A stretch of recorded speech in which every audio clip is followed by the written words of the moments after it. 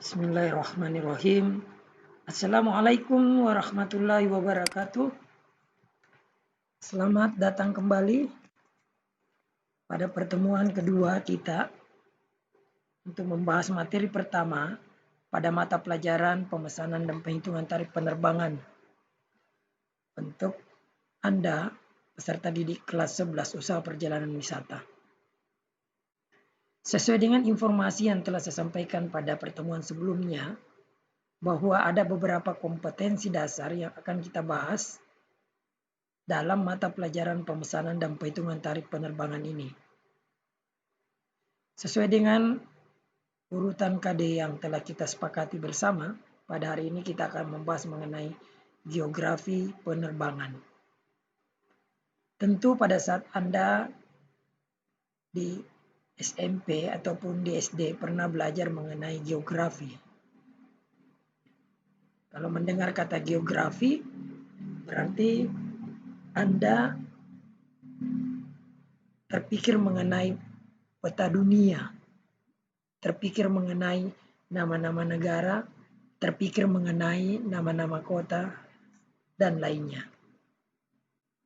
Kalau Anda berpikir demikian, maka Anda benar bahwa geografi itu berhubungan dengan bagaimana kita memahami lebih jauh, menguasai informasi yang berhubungan dengan dunia ini.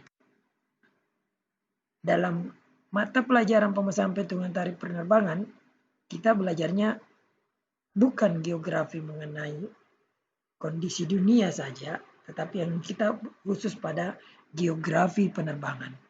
Artinya, kita akan mempelajari penerbangan itu secara geografinya. Bagaimana negaranya, kotanya, penerbangannya, dan hal-hal lainnya.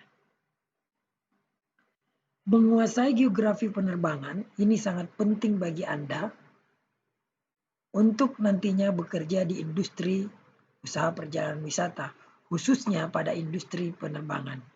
Jadi setelah Anda tamat dari SMK, jikalau Anda ingin langsung mengaplikasikan kompetensi yang Anda miliki, maka dengan menguasai materi hari ini, Anda mendapatkan nilai tambah untuk dapat dipertimbangkan sebagai orang yang bekerja di industri penerbangan. Tentu banyak hal lain yang perlu Anda kuasai, namun salah satu di antaranya adalah mengenai geografi penerbangan. Mungkin sudah ada yang berpikir atau ada yang mengatakan, oh ya, saya pernah naik pesawat Pak, saya pernah ke sana dan lain sebagainya. Pada materi sebelumnya saya mengajukan pertanyaan mengenai siapa saja yang pernah naik pesawat. Ternyata ada beberapa di antara Anda telah menggunakan transportasi udara dengan menggunakan airlines atau maskapai penerbangan. Baiklah, di dalam materi kali ini mengenai geografi penerbangan, ada 5 hal yang akan kita diskusikan. Yang pertama adalah organisasi penerbangan dunia. Jadi, mendiskusikan mengenai geografi penerbangan, maka kita akan mendiskusikan mengenai organisasi penerbangan dunia. Artinya penerbangan di dunia ini diatur oleh organisasi tertentu. Lalu materi yang kedua yang akan kita bahas adalah mengenai IATA area, bacanya IATA area. Apa itu IATA? Kita akan diskusikan nanti. Yang ketiga adalah kita akan diskusi mengenai IATA City Code. Yang keempat kita akan mendiskusikan mengenai airlines. Dan yang kelima kita akan mendiskusikan mengenai freedom of air. Jadi inilah 5 hal yang akan kita diskusikan hari ini hubungannya dengan geografi penerbangan. Kita mulai dengan materi yang pertama mengenai organisasi penerbangan dunia. Penerbangan atau maskapai penerbangan atau biasa dalam bahasa Inggris disebut dengan airlines itu tidak menjalankan aktivitasnya semaunya. Ketika sebuah maskapai penerbangan atau airlines ingin beroperasi, maka mereka harus tunduk kepada aturan organisasi penerbangan. Secara internasional, organisasi pertama yang saya sampaikan kepada Anda adalah yang disebut dengan IATA. IATA itu singkatan dari International Air Transportation Association. Kalau di Indonesia kan menjadi Asosiasi Transportasi Udara Internasional. Artinya organisasi ini adalah sebuah organisasi berkumpulnya maskapai penerbangan. Ya, IATA ini dimulai atau mulai ada atau dijajaki pertama kali di Kanada.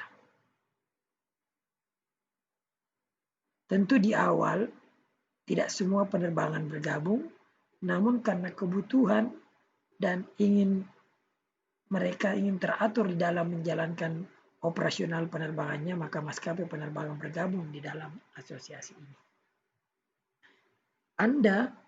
Saya minta nantinya setelah menyimak video ini, mencoba mencari dari berbagai sumber, baik itu dari buku, majalah, surat kabar, internet, ataupun di YouTube, ataupun fasilitas-fasilitas video lainnya yang berbasis internet mengenai apa sebenarnya itu IATA.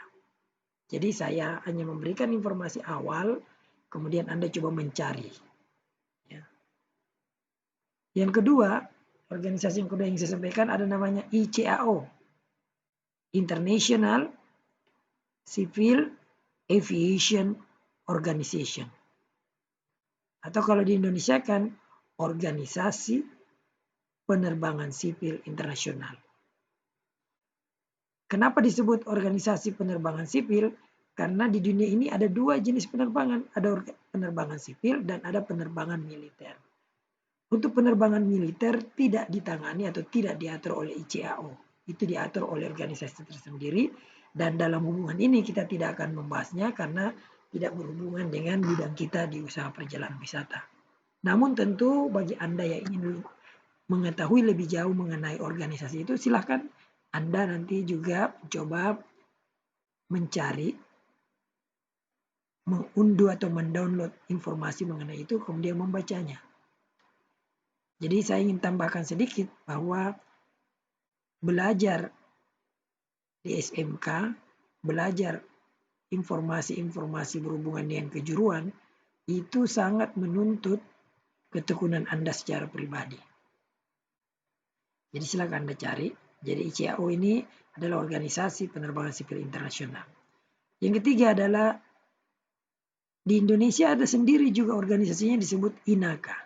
Indonesia National Air Carriers Association atau Asosiasi Penerbangan Udara Nasional Indonesia. Tentu kalau kita membaca kepanjangan dari INACA sendiri, maka sudah terpikir pada Anda adalah bahwa asosiasi inilah yang mengatur maskapai-maskapai penerbangan di Indonesia. Sedangkan kalau IATA mengatur mengenai transportasi udara internasional. Dan khusus yang mengatur mengenai penerbangan sipil, maka ICAO. Mungkin ada yang bertanya, kok ada IATA, ada ICAO? Silakan Anda mengeksplorasi, cari datanya, cari informasinya. Nantinya jika ada hal-hal yang kurang Anda pahami, Anda bisa nanti menuliskan pertanyaan Anda pada file tugas 002 hari ini. Jadi file tugas 002 hari ini, selain saya berikan 5 pertanyaan dan Anda menjawab berdasarkan materi yang saya jelaskan atau informasikan, Anda juga saya beri kesempatan untuk memulai file tugas 002 itu dengan menanyakan kepada saya melalui file itu apa-apa saja yang masih perlu Anda pahami lebih jauh atau mungkin Anda kurang paham dari usaha Anda untuk menelusuri informasi melalui sumber-sumber lainnya. Yang kedua yang ingin saya informasikan adalah berbicara mengenai geografi penerbangan, kita juga harus memahami yang disebut dengan IATA area. Kenapa disebut IATA area? Karena pengaturan area ini diatur oleh IATA tadi. IATA itu mengatur dunia ini dalam 3 area. Jadi kalau Anda berbicara dunia, pikiran Anda kan dunia itu bulat. Ya, seperti ini. Dunia bulat. Namun di dalam operasionalnya, IATA membagi dunia bulat ini menjadi 3. Jadi seakan-akan kalau dibentangkan, maka terlihat seperti ini. Ada area 3, ada area 1, dan ada area 2. Dan muncul kembali area 3. Kenapa? Karena tadi ini, dunia ini bulat. Sehingga kalau dibentangkan secara datar, maka akan ketemu kembali bagian sisi 3 dengan sisi 3 kiri ini dengan sisi 3 yang kanan. Apa saja itu wilayahnya? Saya jelaskan secara singkat saja bahwa IATA Area 1 itu adalah wilayah bagi negara-negara yang ada di benua Amerika. Terdiri dari Amerika Selatan, terdiri dari North Amerika Utara atau North America, dan Greenland termasuk di dalamnya. Ini masuk di area 1. Kemudian area 2 itu adalah negara-negara yang ada di benua Afrika dan benua Eropa, dan sebagian daerah yang ada di Asia bagian utara. Dan area 3 sendiri adalah negara-negara yang ada di benua Australia dan benua Asia. Serta kita disebut dengan negara-negara di Pasifik. Jadi silakan Anda nanti mengeksplorasi, tapi setidaknya saya bisa perlihatkan di sini bahwa pemahaman Anda mengenai benua Amerika, benua Afrika, benua Eropa, Australia, dan Asia itu sangat penting. Ini benua-benua yang dihuni oleh banyak penduduk dunia. Ada juga benua lain di dunia namanya benua Arktik, ya, yaitu di Antartika. Namun di sana kan tidak dihuni oleh banyak manusia sehingga tidak terlalu detail dibicarakan dalam geografi penerbangan. Yang ketiga adalah berbicara mengenai geografi penerbangan, kita membahas juga mengenai IATA City Code. Ketika Anda ke bandara, ketika Anda mulai informasi bandara, sering ada seperti ini. Ini ada kode-kode seperti ini. Ini disebutnya Flight Information Board atau papan informasi penerbangan. Jadi di bandara itu ada disebut dengan informasi penerbangan keberangkatan atau departure information, ya, dan ada informasi kedatangan atau arrival information. Jadi kalau Anda ingin menjemput keluarga Anda di bandara, Anda lihat pada papan kedatangan. Lihat nama penerbangannya, lihat nomor penerbangannya, lihat dari kota mana. Nanti akan Anda ketahui perakiraan tibanya.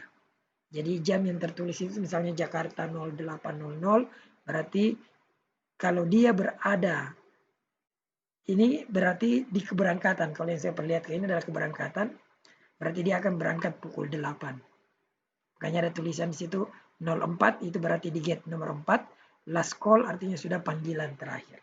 Second call berarti panggilan kedua, karena 3 kali dipanggil.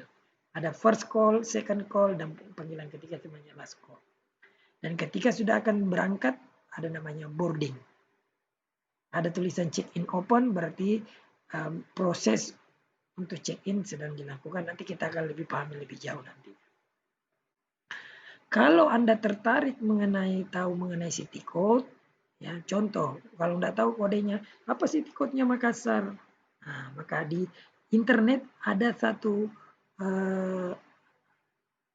website yang dimiliki oleh IATA. Sebenarnya tidak hanya ini, ada beberapa website lain yang bisa kita tulis misalnya di search-nya Makassar. Kemudian search now, nanti akan diperlihatkan, oh nama kotanya city name Makassar. 3 letter city code-nya atau kode 3 hurufnya. Jadi setiap kota di dunia ini oleh IATA diberi kode 3 huruf. Namanya OPG. Kenapa bukan MKS? Ya karena OPG dulu sebelum Makassar namanya Ujung Pandang. Location name-nya itu nama bandaranya ditulis Sultan Hasanuddin dan kode bandaranya sama dengan kode kotanya itu OPG. Jadi kalau Anda mau tahu lebih jauh mengenai city code seluruh dunia atau seluruh kota-kota yang ada di Indonesia, Anda bisa ke internet. Salah satu websitenya adalah IATA.org. Kemudian airlines, selain kota tadi, jika Anda ingin tahu airlines apa saja yang ada di dunia ini, atau tahu nama airlines-nya, tapi tidak tahu dari negara mana. Misalnya di sini saya tuliskan Lion, lalu di search, maka keluar, oh ternyata ada Lion di Thailand. Karena memang Lion bekerja sama dengan perusahaan di Thailand, mereka membuat disebutnya Lion Mentari Thailand Air. Dan ada Lion Air lain sendiri di Indonesia. Sini ada nama negaranya di mana dia berada, kemudian kode 2 hurufnya. Airlines itu punya kode 2 huruf, dan dia punya accounting code atau kode yang akan tertulis dalam akuntansinya. Biasanya tertulis di tiket. Misalnya 310 berarti itu adalah Thai Lion Air. Kalau di tiketnya nanti tertulis nomor tiketnya diawali 990, oh berarti begitu punya Lion Air. Silakan Anda pahami lebih jauh ya, memahami mengenai airlines ini. Ada yang mau cari apa itu airlines, macam-macam airlines, silakan cari di internet. Dan yang terakhir yang ingin saya sampaikan hari ini dalam materi ini adalah mengenai freedom of air. Apa itu freedom of air? Ingat, negara di dunia ini punya batas-batas negara. Sehingga tidak semaunya atau sebuah maskapai penerbangan tidak seenaknya melakukan penerbangan tanpa minta izin dari negara-negara yang dilewatinya ataupun negara yang dikunjunginya.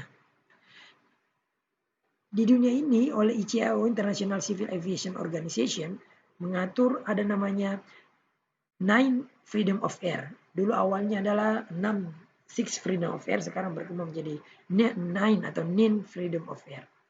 Freedom of Air yang pertama adalah bahwa kalau berangkat dari kota asal ke kota yang lain, nah ini bahwa sebuah penerbangan diizinkan untuk menuju kota yang lain. Itu freedom of air pertama. Freedom of air kedua, sebuah maskapai penerbangan bisa singgah di negara yang lain atau di kota di negara lain sebelum ke tujuannya. Itu ada izin. Jadi tidak semua maskapai penerbangan punya izin untuk singgah di negara tertentu. Makanya kalau Anda lihat di udara ada pesawat lewat saja, berarti dia tidak punya izin untuk singgah. Lalu ada namanya freedom of air yang ketiga. Freedom of air yang ketiga artinya dia punya izin untuk ya mendatangi sebuah negara tapi tidak boleh melewati negara lain. Kalau yang di pertama ini dia melewati negara lain walaupun tidak singgah. Yang kedua adalah mereka melewati negara lain dan dapat singgah. Yang ketiga di sini adalah bisa ke negara lain tapi tidak boleh melewati negara yang lainnya. Ya. Misalnya A langsung ke B tanpa melewati kota yang lain. Freedom of air yang keempat kebalikan dari freedom of air yang ketiga. Artinya dia bisa mengangkut kembali ke tempatnya. Misalnya kalau Lion atau Garuda bisa kembali dari Singapura bisa langsung ke Indonesia, bisa diangkut lagi penumpang. Karena terkadang kalau cuma diberikan yang ketiga maka dia hanya membawa dari Indonesia ke Singapura. Tapi penumpang dari Singapura ke Indonesia dia nggak bisa bawa. Tapi kalau dia diberikan izin menggunakan freedom of air yang keempat, maka dia bisa membawa pulang ke negaranya penumpang lainnya. Kalau yang kelima adalah dia bisa membawa dari negaranya, misalnya dari Indonesia, lalu dia pergi ke Singapura, menurunkan penumpang, lalu mengambil lagi penumpang menuju misalnya ke Thailand. Jadi dia bisa singgah dan mengambil penumpang. Kalau yang kedua tadi, dia singgah tetapi dia tidak boleh mengambil penumpang, hanya singgah saja. Mungkin singgahnya adalah karena pengisian bahan bakar, tapi dia tidak bisa menurunkan dan menaikkan penumpang. Freedom of air yang keenam adalah dia punya izin untuk membawa ke negara yang lain dan juga membawa pulang ke negaranya sendiri para penumpang. Jadi ini pembicaraan freedom of air adalah izin untuk mengangkut penumpang dari satu negara ke negara yang lain. Yang ketujuh, ini kurang jelas ya, mohon maaf, saya lebih jelaskan. Nanti Anda bisa cari di internet juga ya. Yang ketujuh ini. Kalau mau cari di internet seperti ini, Anda masuk ke Google. Lalu Anda tulis freedom of air. Anda bisa lihat di situ, Anda bisa pindah ke image. Lalu Anda bisa klik freedom of air ini. Ini tadi ada yang saya lihat ya. Jadi yang ketujuh,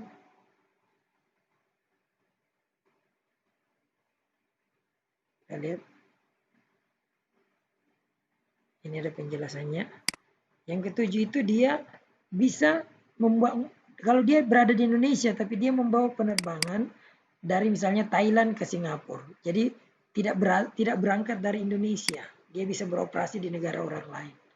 Yang kedelapan, dari negaranya, dari Indonesia ke misalnya ke Singapura, ke Kuala Lumpur, lalu domestiknya di Kuala Lumpur ke Penang, Kuala Lumpur ke Johor, dia juga pakai penerbangan. Jadi bisa beroperasi domestik di negaranya orang. Dan yang terakhir adalah dia beroperasi, dia tidak mengangkut penumpang dari negara asal dari airlines itu, tapi dia beroperasi di negara orang lain pada penerbangan domestiknya. Misalnya Lion Air membuat penerbangan dari Johor ke Kuala Lumpur atau dalam wilayahnya, atau kalau di Thailand dia berangkat dari Pattaya ke misalnya ke Bangkok. Itu gambaran mengenai the name freedom of air. Semoga bermanfaat bagi Anda semua, dan saya berharap walaupun kita hanya bertemu sementara ini melalui materi video ini, saya berharap ini bermanfaat bagi Anda untuk mendapatkan pembelajaran. Insya Allah, jikalau Anda siap, kita semua dalam sehat walafiat, pada pertemuan ketiga nanti kita akan menggunakan, minggu depan kita akan menggunakan video call untuk lebih menjelaskan materi-materi yang penting. Demikian untuk hari ini, terima kasih. Wabillahi taufiq wal hidayah. Wassalamualaikum warahmatullahi wabarakatuh. Selamat belajar, dan jika ada hal-hal yang ingin dipertanyakan, tanyakan melalui lembar tugas ataupun bisa langsung tanyakan melalui grup WhatsApp Anda. Demikian dan sukses selalu.